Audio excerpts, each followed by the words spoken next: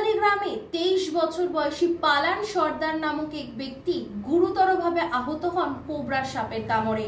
জানা যায় রাত্রিবেলা মশারি ঝুলানোর সময় সাপটি তাকে কামড়ায়। বাড়ির লোক জানা মাত্রই সাপটিকে মেরে ফেলেন এবং সর্দারকে সঙ্গে সঙ্গেই ক্যানিং মহকুমা হাসপাতালে ভর্তি করা হয়, যেখানে তিনি এই মুহূর্তে চিকিৎসাধীন রয়েছেন।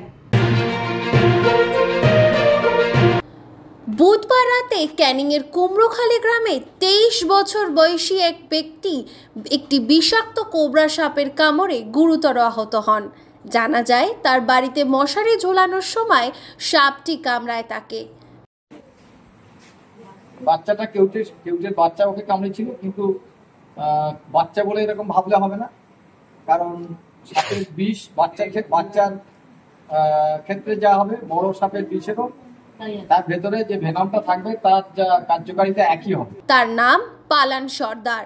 ঘটনার পর পরিবারের সদস্যরা তাৎক্ষণিকভাবে সাপটিকে মেরে ফেলেন এবং সর্দারকে ক্যানিং মহকুমা হাসপাতালে নিয়ে যান। কি সাপে কামড়েছে? কেউটে সাপ? কোথায় কামড়ালো? কিভাবে? বাড়িতে? তুমি কি করছো তখন?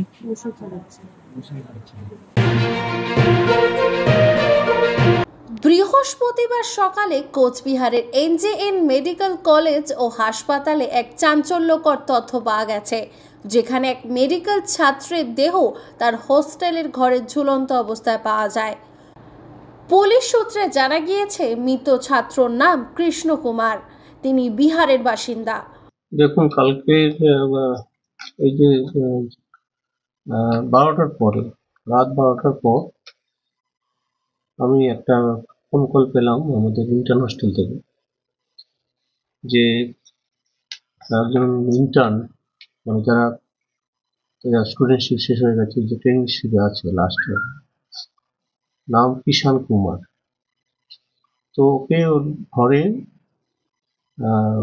সিলিং থেকে ঝুলতে কলিগ যারা তা দেখতে পেয়েছিল, ডাকাডাকি করেছিল, সম্ভবত সাড়া দেয়নি।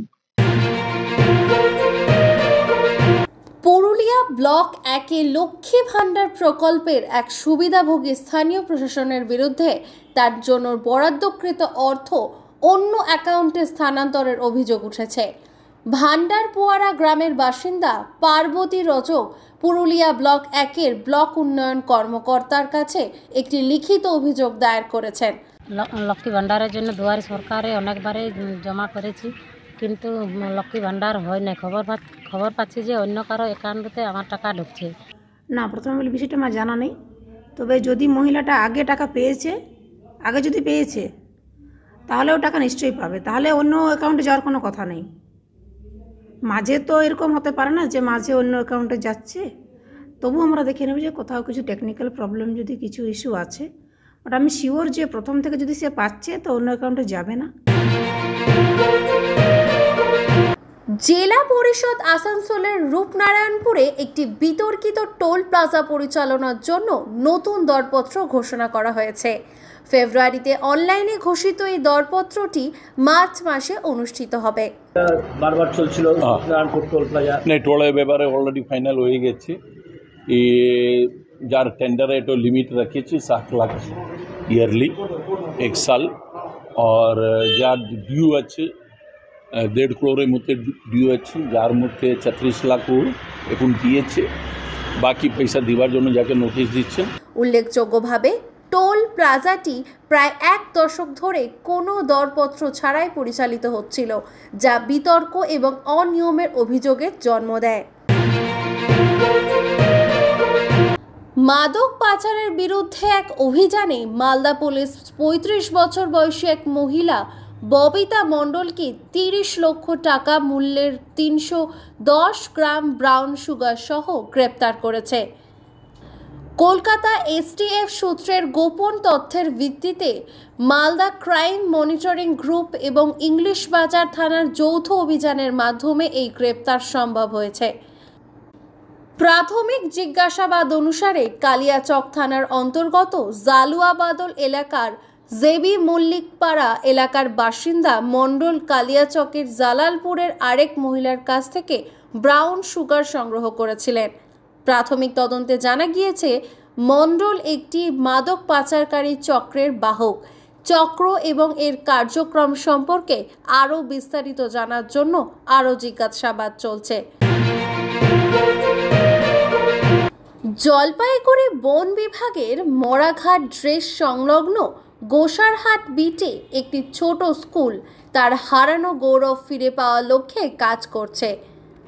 প্রথম থেকে চতুর্থ শ্রেণী পর্যন্ত মাত্র 32 জন শিক্ষার্থী নিয়ে স্কুলটিকে থাকার জন্য লড়াই করছে। তবে প্রাক্তন ছাত্র প্রেমানন্দ রায়কে প্রধান শিক্ষক হিসেবে নিয়োগের পর থেকে পরিস্থিতির উন্নতি হচ্ছে। এমনকি হাতিরা মিড ডে মিল রান্নাঘরটিও ভাঙচুর করে দিয়ে গিয়েছিল। রায় প্রধান শিক্ষকের দায়িত্ব গ্রহণ না করা পর্যন্ত স্কুলের সংগ্রাম অব্যাহত ছিল। তার নিষ্ঠা এবং উদ্ভাবনী পদ্ধতির মাধ্যমে স্কুলটি ধীরে ধীরে নিশ্চিতভাবে তার হারানো গৌরব ফিরে পাচ্ছে। মালবাজার মহকুমার বাগরাকোট গ্রাম পঞ্চায়েত এলাকায় হিমালয় শকুনদের এক অসাধারণ দৃশ্য দেখা দিয়েছে, যেখানে রেল লাইনের ধারে মৃত গবাদি পশুর ওপর এই বিপন্ন পাখিদের এক ঝাঁক খেতে দেখা গেছে। বন বিভাগের একটি দল পরিস্থিতি পর্যবেক্ষণ করতে ঘটনাস্থলে ছুটে যান এবং তাদের আনন্দের বিষয় হলো তারা দেখতে পায় যে স্থানীয় বাসিন্দারা শকুনদের বিরক্তও করেনি, তাদের নির্বিঘ্নে খাবার খেতে দিয়েছে। ভিডিও ক্লিপটি দেখেছি। ভিডিও ক্লিপটিতে যেই শকুনগুলোকে দেখা যাচ্ছে সেটা হচ্ছে আমরা যেটাকে হিমালয়ান গ্রিফন বলি, হিমালয়ান গ্রিফন বা হিমালয়ান গ্রিফন ভালচার। 28 আগস্ট গুলি ও বোমা হামলার মাধ্যমে খুনের চেষ্টা থেকে বেঁচে যাওয়া বিজেপি নেতা প্রিয়ঙ্ক পাণ্ডের মামলায় জাতীয় তদন্ত সংস্থা একটি গুরুত্বপূর্ণ পদক্ষেপ নিয়েছে। 13 ফেব্রুয়ারি এনআইএ শিয়ালদহ ব্যাংশাল আদালতে একটি চার্জশিট দাখিল করেছে, যেখানে হামলার সাথে জড়িত 14 জনের নাম উল্লেখ করা হয়েছে। তৃণমূল কংগ্রেসের জড়িত থাকার অভিযোগের পর 6 নভেম্বর এনআইএ মামলাটি গ্রহণ করার পর এই অগ্রগতি হয়েছে।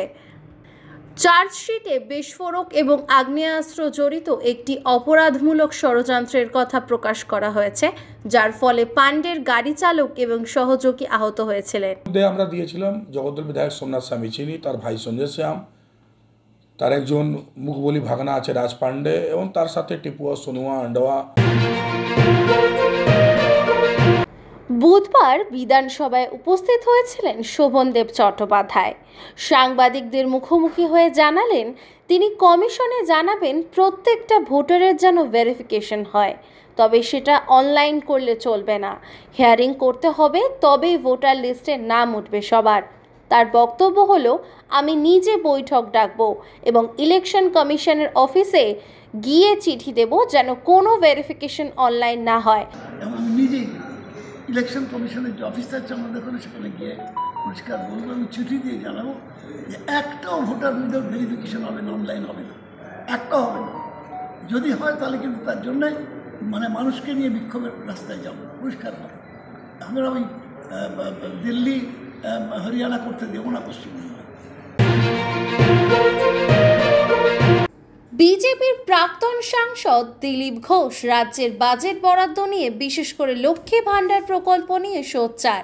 তিনি উল্লেখ করেন যে রাজ্য বাজেটে বাংলার 16 লক্ষ সুবিধাভোগীর জন্য 9,600 কোটি টাকা বরাদ্দ করা হয়েছে, কিন্তু বাজেটে এই বিষয়ে কোনো ঘোষণা করা হয়নি। না, কেন্দ্র সরকার যে রেশিও আছে সব রাজ্যকে দিচ্ছে।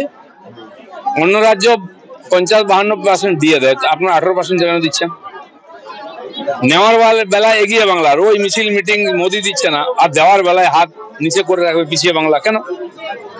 আপনারা এখানে ইন্ডাস্ট্রির জন্য কত টাকা দিচ্ছেন? 1400 কোটি টাকা।